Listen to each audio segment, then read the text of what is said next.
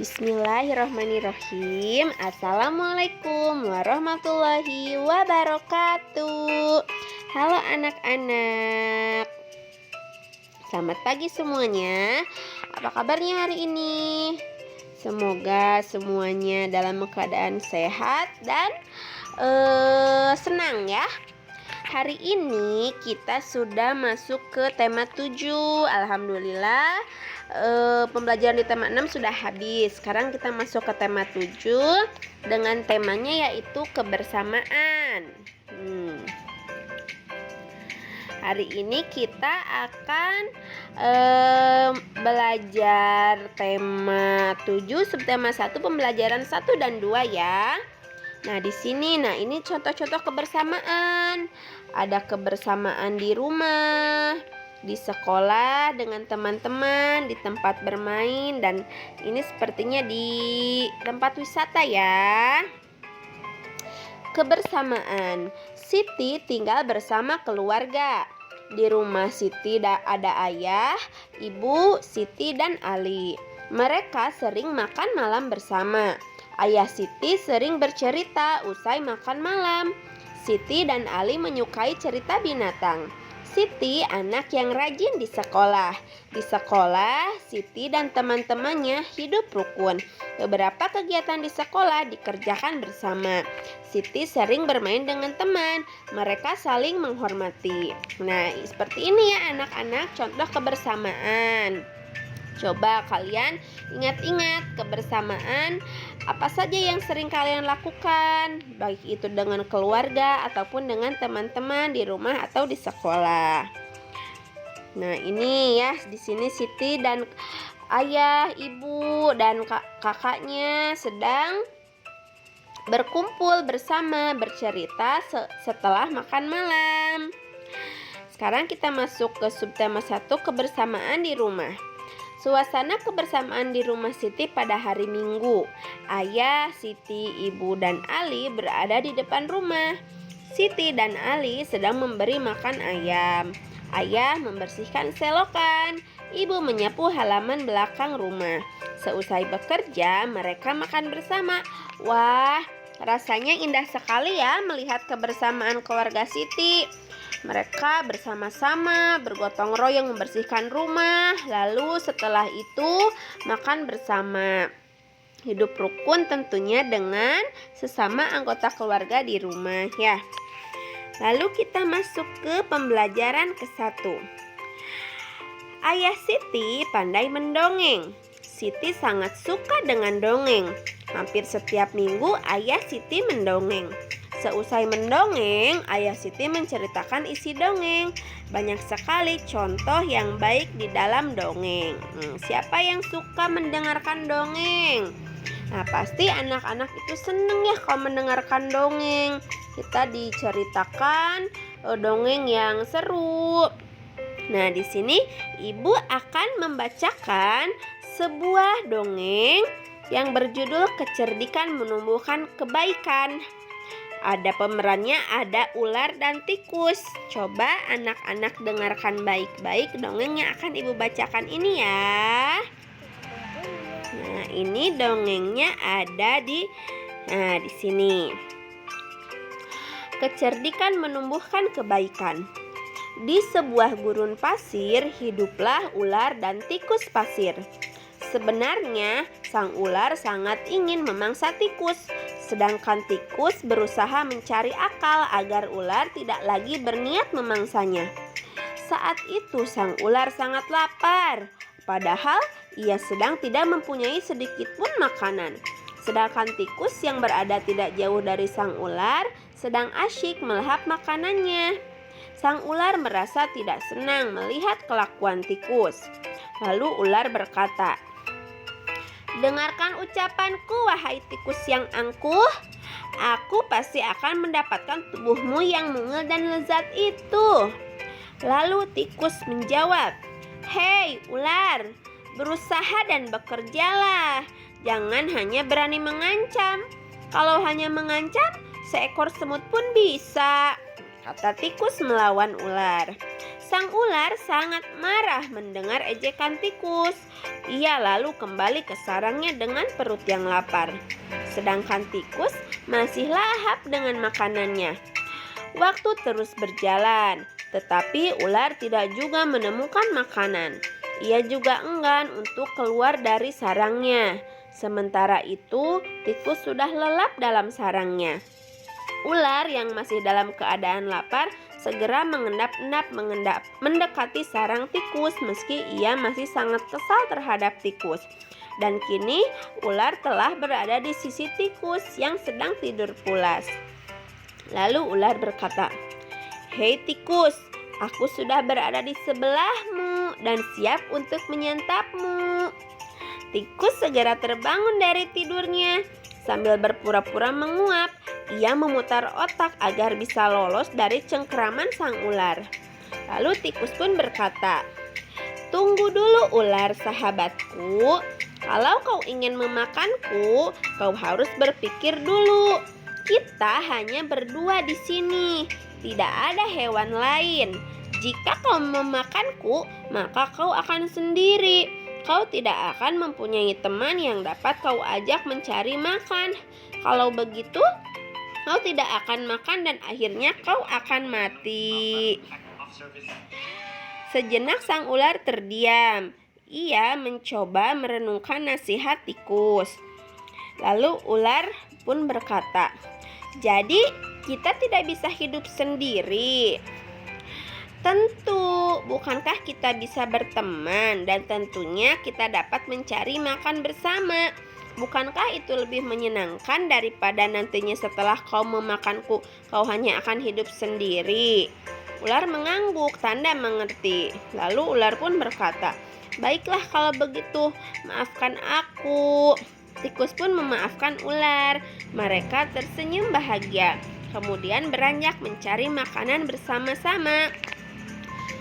Karya Nur Ngaini Solihati tahun 2007. Nah, dari dongeng tadi, wah, si tikus sangat cerdas ya. Sampai akhirnya ular tidak jadi memakannya. Coba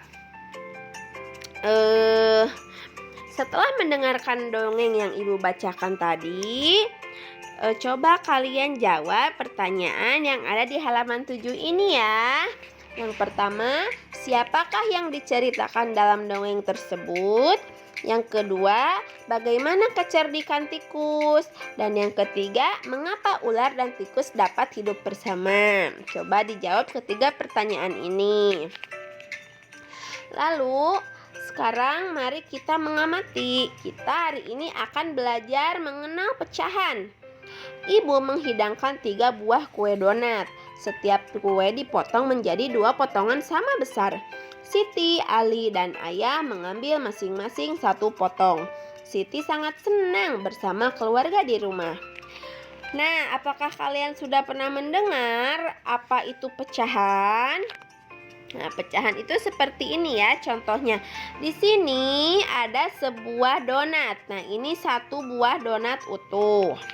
Lalu ibu memotong donat tersebut menjadi 2 bagian yang sama besar. Nah, ini satu potongan donat disebut setengah bagian. Jadi 1 donat utuh dipotong menjadi 2 bagian sama besar. Bisa disebut ininya 1 bagiannya setengah dan setengah bagian.